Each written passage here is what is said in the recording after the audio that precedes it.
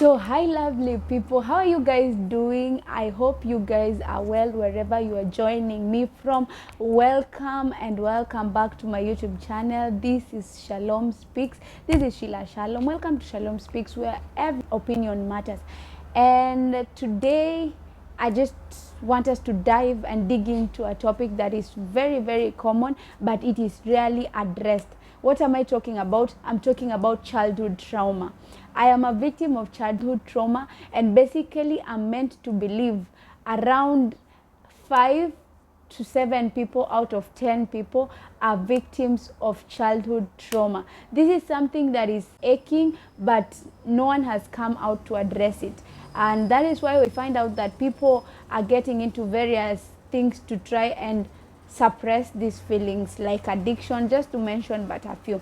And so I decided we are going to be doing a series on childhood trauma, and today we are going to tackle signs that you are a victim or you were a victim of childhood trauma. We are going to see how childhood trauma affects one in adulthood life and how one is able to rise above childhood trauma. Let me just start by defining childhood trauma. Childhood trauma basically is as a result of when a child faces ordeals that are very difficult for them to stomach in at that particular time, and it ends up affecting them.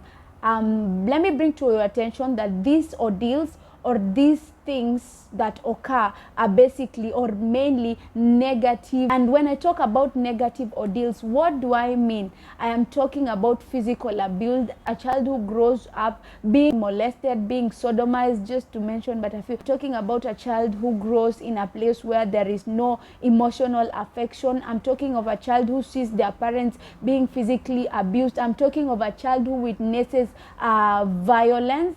I'm talking of a child who witnesses natural disaster. If this child is not spoken to, number one, this child is automatically going to be a victim of childhood trauma. Because the other day I was listening to Gabor met, and he was saying children are narcissists. How? In whatever you do as a parent or whatever happens in the environs of this child tends to affect this child in one way or the other. And due to the affection, the child end up feeling that they are the problem. So let me just give you a story, basically my story. Personally, I love sharing this because over time I've learned to grow, and I'm still working on myself. Growing up, I was a victim of fear. How? I remember there is a time my mom fell seriously ill, and I had to live at my relative's place. Not that these people were bad, because okay, I wasn't living at one person's particular place. I was like being shifted from this place to the other. So you find that growing in a new environment, growing in a place where they have their own principles, some places you speak and it's like your opinion doesn't really matter. Growing up in an environment that is very judgmental, and this thing tended to instill fear in me, in that I couldn't even express myself. And one of the things that happened after fear is instilled, automatically you lack the self-esteem. You can say something and someone asks you, what have you said? And you're like, no, never mind. You get. So like I just want to bring to our attention that these are some of the things that trigger childhood trauma, and these things, if they are not correctly or well dealt with, they can affect someone in their life, they can affect someone in their association or their relationship, they can affect someone in a career, they can affect someone in all the angles of their lives, just to mention but a few. And I want us to dive right in and speak about the signs that show that you have suffered childhood trauma or you are a victim of childhood trauma. Number one is that you have trust issues. Maybe you felt betrayed. Let's take an instance of a child who is growing up in a place where physical abuse is the order of the day. This person, if they are a lady and they grew up seeing their dad hitting their mom, automatically they won't be able to believe any man, and unless the intervention of God also is made manifest in their lives, and pushing people away. So you don't have a strong relationship. You don't have anyone who is your ride or die.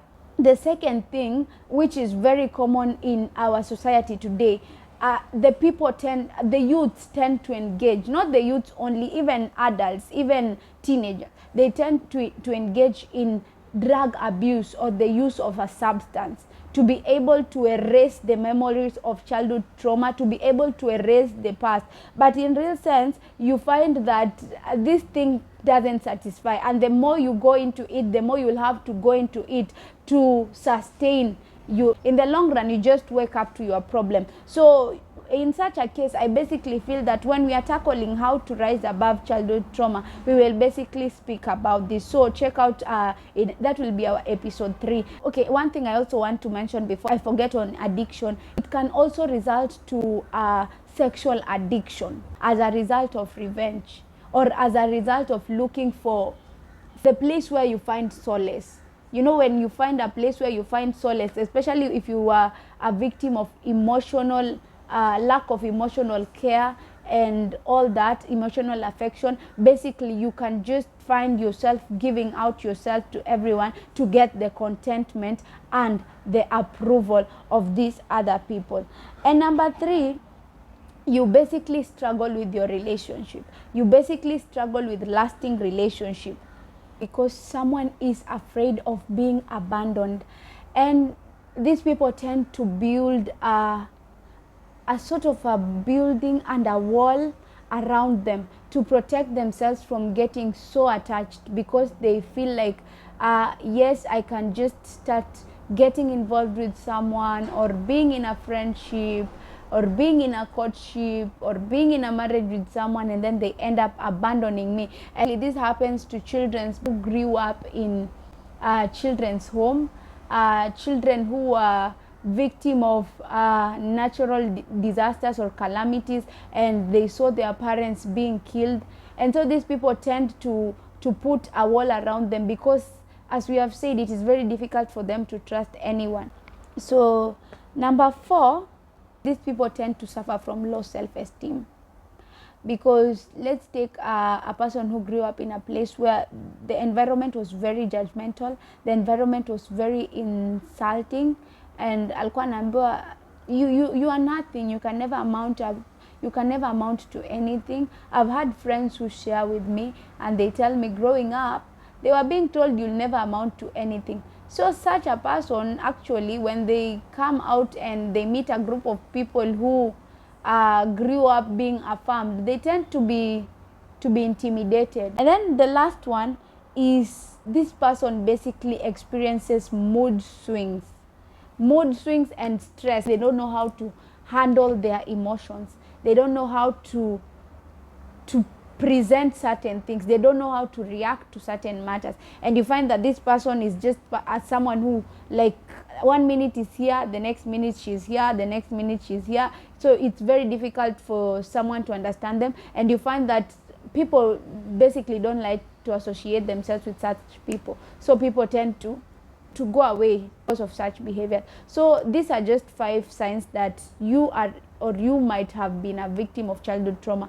And we are just going to do this episode to be able to see. And if you are a victim of any signs, kindly just comment in the comment section and tell me how you were able to overcome. Tell me if you're still battling with it. Tell me some of the challenges that you go through.